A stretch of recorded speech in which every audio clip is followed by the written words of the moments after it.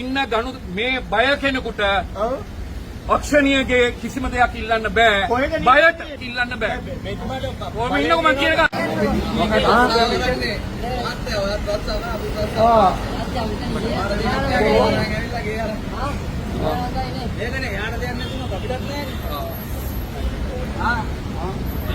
අසන්න අපිනේ.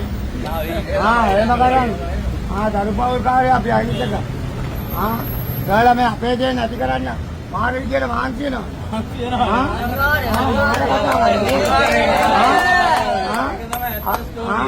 අපේ ළමයි 4 දෙනෙක් ඉන්න අපි මේ තාත්තලා අපිව පාට දාන්න මාර විදියට ඉස්සෙල්ල මහන්සි වෙනවා.